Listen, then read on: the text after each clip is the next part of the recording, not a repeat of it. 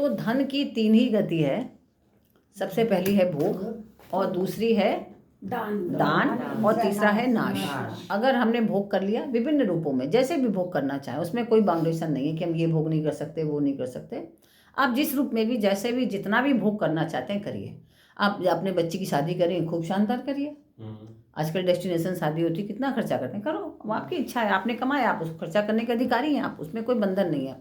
गलत वो है कि जहाँ पर आप स्वयं भी उसका प्रयोग ना करें और दूसरों को भी प्रयोग करने से रोकें, है ना, वो गलत है।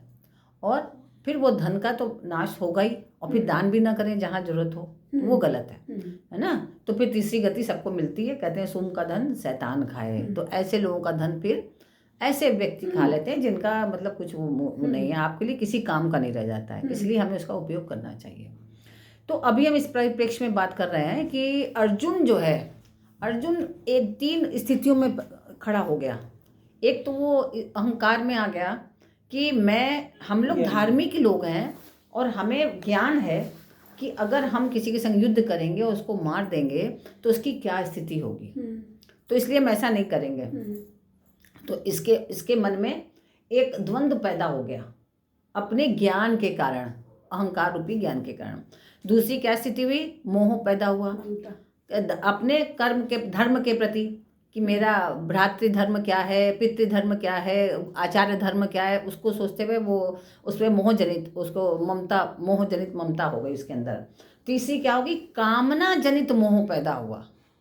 अब कामना जनित मोह क्या होता है, कामना जनित मोह यह है कि हमारे जो पितृ हैं, जो मरेंगे यहाँ पर, जिनको मृत्यु प्राप्त होगी इस युद्ध में, उनका श्राद्ध कौन करेगा? और जब कोई श्राद्ध नहीं करेगा तो उनको मुक्ति कैसे मिलेगी, उनको मोक्ष कैसे मिलेगा? तो बड़ी दुविधा में फंस गए। अब हम युद्ध नहीं करेंगे, तो हे केशव, मैं तुम्हारी शरण में हूँ, अब तुम ही बताओ रास्ता। अब मैं कुछ नहीं कर सकता, मैं नहीं कर पाऊंगा। जो अभी तक इतने उत्साह में थे अर्जुन, वो अर्जुन जैसे ही उन्होंने अपनों को देखा, कुरुवंशियों को देखा, तो वैसे ही वो जो है उद्वेलित हो गए और उन्होंने अपना धनुष बाण जो उतने उत्साह के साथ उठाए हुए थे उसको वहीं रख दिया, अब नहीं करेंगे अब हम। तो यहाँ अध्याय जो है पूर्ण हो गया, प्रथम अध्याय। प्रथम अध्याय का क्या नाम बताया था? विषाद योग। विषाद योग, क्योंकि वो पूरे समय विषाद ही करते रहे, है ना, अर्जुन विषाद योग। अब फिर दूसरा अध्याय जब प्रारंभ होता है तो दूसरे अध्याय का नाम सांख्य योग है। और तो दूसरे अध्याय में क्या होता है कि भगवान श्री कृष्ण के श्री चरणों में जब वो आ जाते हैं, अब मैं आपके श्री चरणों में आ गया हूँ, अब आप मुझे बताइए, मैं आपका शिष्य हूँ, आप बताइए। हर तरह से उनसे प्रार्थना करते हैं कि आप मुझे बताइए। तो जब उन्होंने शिष्य मान लिया, जब कह लिया कि मैं आपके चरणों में हूँ, मैं आपके शिष्य हूँ, जैसा भी हो वैसे आप मेरे को समझाइए, तो भगवान श्री कृष्ण का अच्छा ठीक है। फिर भगवान श्री कृष्ण उसको समझाने लगे कि वासाओं से जीर्णानि, सब उनको बताया, है ना, कि कैसे जो है कि आप परा और अपरा विद्या, दोनों विद्याओं के बारे में बताया, शरीरी और अशरीरी के विषय में बताया कि क्या शरीरी है और क्या अशरीरी है। तो हम शरीरी के प्रति कैसे सजग रहें, है ना, और जो नाशवान शरीर है उसके प्रति अनासक्त रहें, हम आसक्ति रहित रहें, क्योंकि ये क्या है, जड़ है।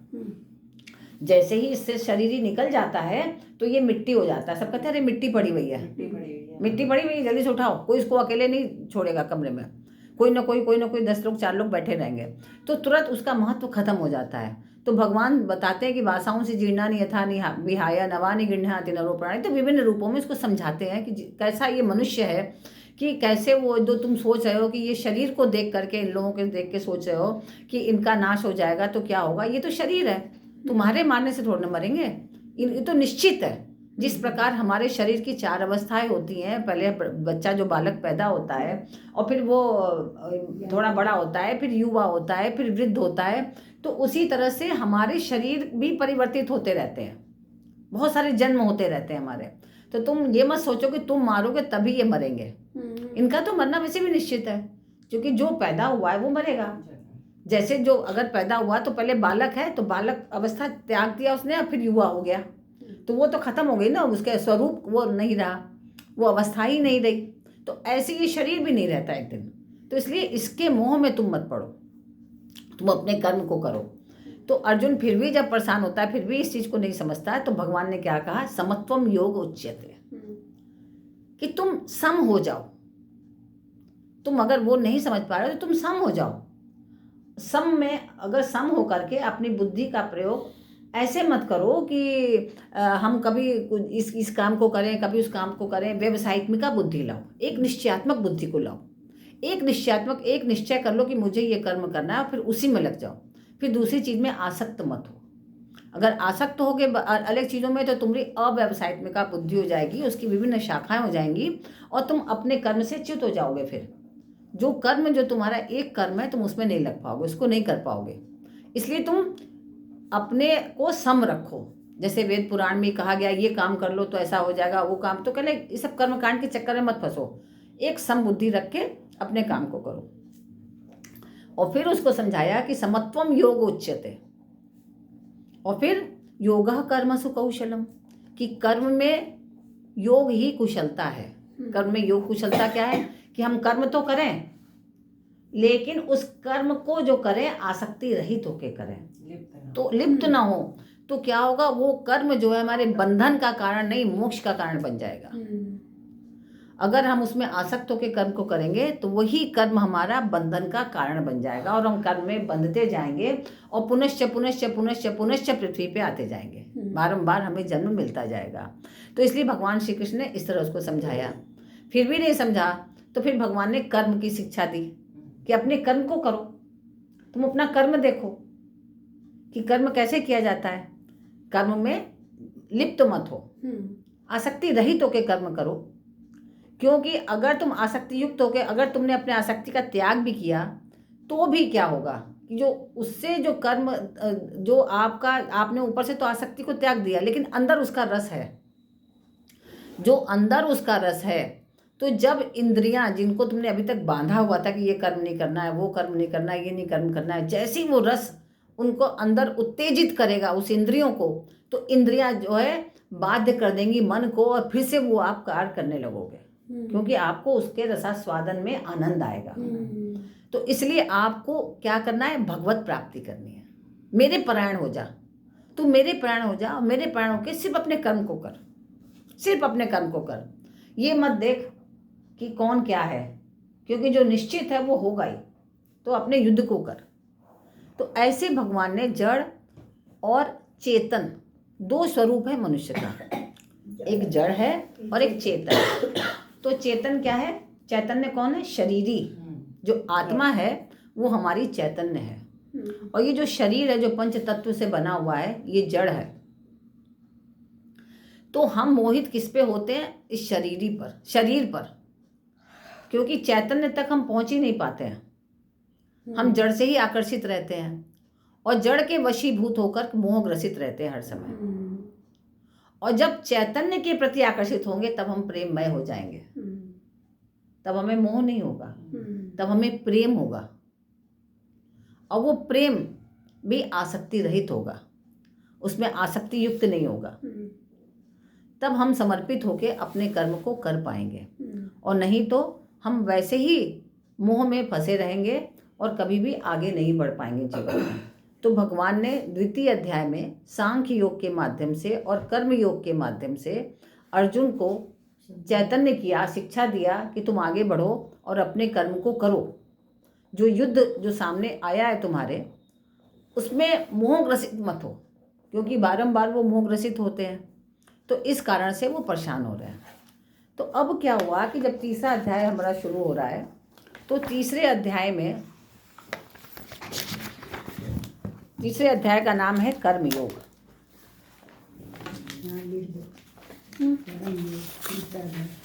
कर्मयोग, सांख्य योग, भक्ति योग आदि सभी साधनों में विवेक की बड़ी आवश्यकता है, क्योंकि विवेक के बिना कोई भी योग हम नहीं कर सकते। पहले में विवेक की आवश्यकता है। सांख्य योग में इस विवेक की मुख्यता है, क्योंकि विवेक के बिना तो हम समझ ही नहीं पाएंगे शरीर ही क्या है, शरीर क्या है। सांख्य योग से ही भगवान ने अपना उपदेश आरंभ किया। गीता के 11वें श्लोक से भगवान ने सांख्य योग का ज्ञान देना प्रारंभ किया है। दूसरे अध्याय से ही प्रारंभ हुआ ही है ना। दूसरे अध्याय से ज्ञान योग देना प्रारंभ किया और उसके बाद फिर 43वें श्लोक से उन्होंने कर्म के बारे में बताना शुरू किया। भगवान श्री कृष्ण ने क्या है, अब जो है क्या होता है कि आप हमसे कुछ प्रश्न पूछने आई, लेकिन आपके मन में स्वयं ये आप चाहती हैं कि इस प्रश्न का उत्तर हमें ये मिले। ये जनरली मेरे पास तो जितने लोग भी आते हैं पूछने के लिए, तो वो यही सोचते हैं कि ये तो उत्तर यही दें जो उत्तर उन्होंने निश्चित किया है। तो जब उनके प्रश्न का उत्तर हम ज्योतिष के हिसाब से बताते हैं, ग्रहों के हिसाब से बताते हैं, तो उसको स्वीकार नहीं होता। वो घुमा फिरा के ये बात कहते हैं कि अगर ऐसी हो गया तो ऐसा भी हो सकता है, इसका मतलब जो आप कह रही है इसका मतलब ऐसा भी हो सकता है। तो वो ऐसा भी हो सकता है वो बात कहते हैं जो उनके पक्ष की है। जो हम बताना चाह रहे हैं उसको नहीं स्वीकार करते हैं। वो सुनना चाहते हैं या जो वो चाहते हैं, है ना। तो ये एक मानव की सामान्य प्रकृति है। यस। कि वो कहीं पूछने भले ही जाए, कहीं भी पूछने जाए, अपनी माँ से भी बच्चा पूछेगा ना कि मम्मी मैं कर लूँ, तो वो सोचेगा कि मम्मी तो यही कहेंगी, कहेंगे नहीं बेटा ये काम नहीं करो, अभी तुमको पढ़ाई करनी है। तो पढ़ाई तुम बाद में भी कर लेंगे, अभी हमारे लिए ये भी जरूरी है। तो वो सुनना चाह रहा है। यस। और जबकि अगर आप किसी से पूछ रहे हो तो आपका कल्याण उसी में है कि जो आपको वो बताए उसको स्वीकार करो। यस। और उसको अच्छी तरह से समझो। अगर वो आपको बता रहा है कि ये गलत है तो उस पर ये मत उलझो कि नहीं ये गलत नहीं, ऐसा ही होना चाहिए, ये नहीं कहो। अब तुम उस पर शांत दिमाग से ये विचार करो कि अगर गलत है तो मैं क्या करूं। मैं स्वयं विवेक का प्रयोग करते हुए उसके लिए रास्ता ढूंढो। जैसा वो रास्ता बताए वो करो। लेकिन होता क्या है कि जो मानव जो है अपने को बहुत समझदार समझ करके वो बहुत सारे रास्ते आपको ही बताने लगता है जो आपसे पूछ रहा है, और आपको उलझाने का प्रयास करता है कि आप तो भी ऐसे कर रहे थे, तो फिर ऐसे कैसे क्यों हो गया, वो तो वैसे ही होना चाहिए था ना जैसे आप पहले जो बता रहे थे। मतलब वो अपनी इच्छानुसार जैसा चाह रहा है वैसी ही बातें करने लगता है। तो ऐसे ही अभी भगवान श्री कृष्ण ने प्रथम अध्याय और द्वितीय अध्याय के 11वें श्लोक से उन्होंने अर्जुन को बताना प्रारंभ किया कि कैसे शरीर और शरीर की क्या स्थिति है, कैसे हमें कर्म करना चाहिए, हमें कैसे कर्म में रहना चाहिए, और योग किसको कहते हैं, और योगा कर्मसु कौशलम। तो और बुद्धि को कैसे हम अपने स्थिर रखें, है ना। तो उनके जितने भी प्रश्न उन्होंने पूछा कि किसको हम स्थिर बुद्धि वाला कहेंगे, तो वो भी बताया। उसके बाद अब तीसरे अध्याय में अर्जुन ने पुनः प्रश्न किया। अच्छा। अब अर्जुन प्रश्न कर रहे हैं। अर्जुन उवाच ज्यायसी चेत् कर्मणस्ते मता बुद्धिर्जनार्दन तत्किं कर्मणि घोरे मां नियोजयसि केशव। व्यामिश्रेणेव वाक्येन बुद्धिं मोहयसीव मे तदेकं वद निश्चित्य येन श्रेयोऽहमाप्नुयाम्। अब अर्जुन बोले भगवान श्री कृष्ण से कि हे जनार्दन, अगर आप कर्म से बुद्धि को श्रेष्ठ मानते हैं, कर्म से बुद्धि को श्रेष्ठ मानते हैं, तो भगवान श्री कृष्ण ने कहा था ना कि पहले कि स्थिर बुद्धि वाला कौन है, जो आसक्ति रहित होकर के अपने इंद्रियों को अपने बस में करके और फिर कर्म को करे, वही श्रेष्ठ बुद्धि वाला है ना। ऐसा भगवान श्री कृष्ण ने बताया था। तो क्या करें, ज्यायसी चेत कर्मणः बुद्धि ज्यायसी मता, कि हे जनार्दन कि अगर आप कर्म से बुद्धि ज्यायसी मता, कि बुद्धि को श्रेष्ठ मान रहे हैं, भाई आप कर्म को श्रेष्ठ नहीं मान रहे हैं, यहाँ पर ये कह रहा है ना, क्योंकि भगवान ने कहा ना योगः कर्मसु कौशलम, कि योग में क्या है, कर्म में योग ही कुशलता है। तो इन्होंने इसको कैसे ले लिया बात को, तो कहा कि अगर आप कर्म से बुद्धि को श्रेष्ठ मान रहे हैं, कर्म को श्रेष्ठ नहीं मान रहे हैं कि बुद्धि को श्रेष्ठ मान रहे हैं, क्योंकि उन्होंने कहा ना कि बुद्धि स्थिर किसकी है, व्यवसायिक में कहा बुद्धि स्थिर है। तो अगर आपने कर्म से बुद्धि को श्रेष्ठ मान लिया तो फिर हे केशव तत्केशव माम घोरे कर्मणि किम नियोजयसि, तो फिर केशव मुझे इस घोर कर्म में क्यों लगा रहे हैं। घोर कर्म क्या है, युद्ध में। तो कह रहे हैं आप मुझे इस घोर कर्म में क्यों लगा रहे हैं। आप कह रहे हैं कि भाई बुद्धि से कर्म से ज्यादा बड़ी बुद्धि है, तो आप मुझे फिर इस घोर कर्म में क्यों लगा रहे हैं, इसमें मत लगाइए। निश्चित तत् एकम वद येन अहम श्रेयः आपनुयाम, तो आप निश्चय करके उस एक बात को कहिए। एकम वद, एक ही बात कहिए, ये नहीं कभी बुद्धि की बात कर रहे हैं, कभी ज्ञान की बात कर रहे हैं, कभी योग की बात कर। एक बात कही मेरे को, हम बहुत परेशान हो गए। एक ही बात कहिए कि जिससे मैं कल्याण को प्राप्त हो जाऊं, जिससे मेरा कल्याण हो जाए, एक बात कही है। तो यहाँ अर्जुन ने देखिए वही करा ना स्थिति कि अर्जुन को जब भगवान बता रहे भी तुम युद्ध करो, और जब अर्जुन शरण में भी उनके आगे, तो भगवान श्री कृष्ण ने दूसरे अध्याय में बहुत हंसते हुए कहा था ना अर्जुन की बात सुन करके कि पहले तो कहा कि मैं शरण में हूँ आपकी, आप जैसा कहिए मैं करने के लिए तैयार हूँ, मैं आपका शिष्य हूँ हम। और उसके बाद कह दिया कि मैं युद्ध नहीं करूंगा। भाई तुमने जब स्वीकार कर लिया मैं शिष्य हूँ, तो अब तो जो भगवान कृष्ण ऑर्डर दें वो करो। आप आज्ञा दिया उन्होंने, आप करिए युद्ध। फिर भी नहीं कर रहा है कि नहीं नहीं नहीं, तब उन्होंने बोला कि ये तुम क्या कर रहे हो तुम। तो अब अर्जुन फिर घूम गए। अब वो क्या कहने लगे कि देखिए कि मैं तो, आपने तो अभी कहा कि बुद्धि ज़्यादा श्रेष्ठ है, बुद्धि मतलब ज्ञान, ज्ञान ज़्यादा श्रेष्ठ है, तो मैं ज्ञान के लिए प्राप्त कर लूँ, मैं कर्म क्यों करूँ, वो भी ऐसा घोर कर्म, तो मैं नहीं कर पाऊँगा। तो जो बुराई भलाई के वेश में आती है, मतलब ये एक बुराई है ना, भलाई के वेश में आई, दिखा रहे हैं भलाई कि हम कैसे करें, हम उनका बुरा कैसे कर रहे हैं, तो ये उसके अंदर बुराई है, क्योंकि वो क्षत्रिय है। और क्षत्रिय, एक राजा का कर्म क्या है कि अपने जनता को, अपनी प्रजा को सुखी रखना। और उनकी प्रजा कितनी विवल थी, जहाँ पर रानी तक के लिए मतलब सुरक्षित नहीं थी, तो आम जनता की स्त्रियों की क्या गति होगी। तो ऐसी स्थिति में अगर राजा ये कहे कि मैं कैसे मारूं, ये तो बहुत घोर कर्म है, तो ये गलत बात है ना। तो ये आप भलाई के वेश में क्या आ गई, ये बुराई आ गई, प्रवेश कर गई उस राज्य में। तो भलाई के वेश में कि आप दिखा रहे हैं कि आप भलाई कर रहे हैं, लेकिन वो तो भलाई नहीं है ना, वो तो बुराई है। और उसका त्याग करना बड़ा कठिन होता है। जो बुराई है भलाई के वेश में आ गई, अब उसका त्याग करना तो उनके लिए बड़ा कठिन है, क्योंकि वो तो भलाई सोच रहे हैं ना, उसको बुराई तो समझ ही नहीं रहे हैं, अच्छी चीज समझ रहे हैं। तो यहाँ अर्जुन ने भी हिंसा त्याग रूप भलाई के वेश में आई है कि ये हम इसका त्याग कर रहे हैं, हिंसा नहीं करेंगे, हम त्याग कर रहे हैं इसका। तो ये भलाई के रूप में उनके अंदर प्रवेश कर गई कि ये भलाई कर रहा हूं मैं, है ना। तो वो कर्तव्य कर्म से ज्ञान को श्रेष्ठ मान रहे हैं कि मेरा कर्तव्य क्या है, वो ये नहीं समझ रहे हैं। वो समझ कि मैं बहुत ज्ञानी हूँ तो मैं अधर्म नहीं करूँगा, वो ये समझ रहे हैं। इस चीज़ को निश्चय करके भगवान से ये कह रहे हैं। तो इस कारण यहाँ पर ये प्रश्न है कि भाई ज्ञान श्रेष्ठ है कि कर्म श्रेष्ठ है। तो बुद्धि योगे पद से भगवान श्री कृष्ण ने समबुद्धि की बात कही थी। ये तो नहीं कहा था ना कि तुम कर्म करो, अपना ये कर्म मत करो, ऐसा तो नहीं कहा था।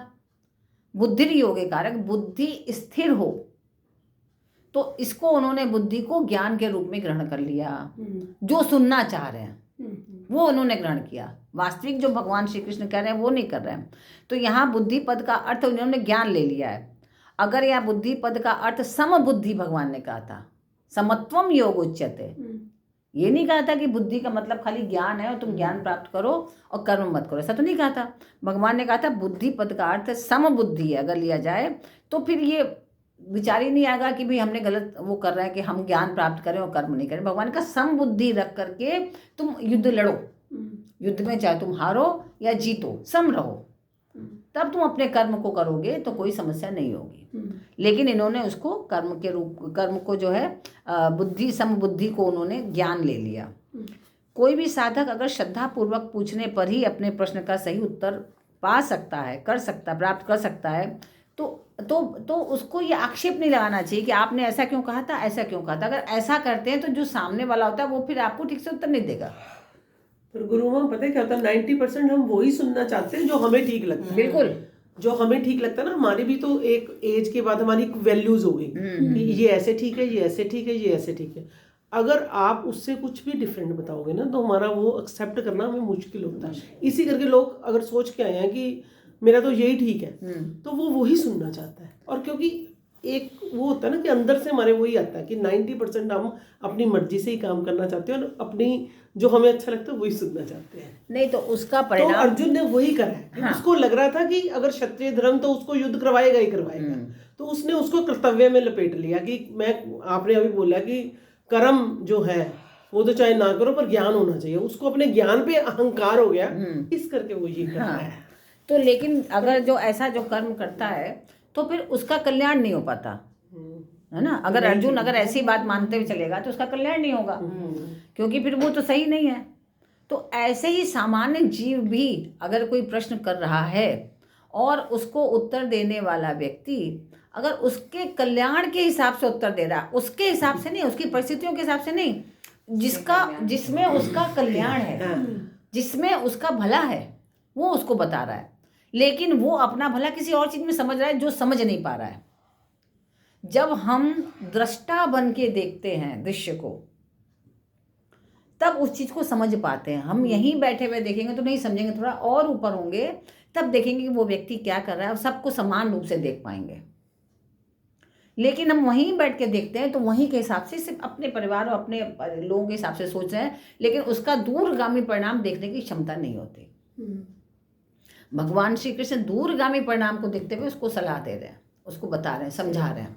और ऐसे ही मनुष्य भी करता है कि दूरगामी परिणाम नहीं देख पाता। अभी वर्तमान में जो दिख रहा है कि नहीं यही ठीक है, इसके पीछे पड़ जाते हैं बहुत सारे लोग, नहीं ये ठीक है तो भाई ठीक है तुम्हें ठीक लग रहा है तो करो। जब नहीं मानते तो जब आप जिससे पूछे उस पर ही आक्षेप लगाने लगो कि नहीं आप ठीक से समझ नहीं पा रहे हैं हमारे प्रश्न को, जो हम कह रहे हैं उसको आप समझ नहीं पा रहे हैं, तो अगर आप आक्षेप लगाएंगे तो उत्तर देने वाला व्यक्ति कहेगा ठीक है आप जैसा समझ रहे हैं वैसे ही समझिए। तो किसका कल्याण नहीं हुआ?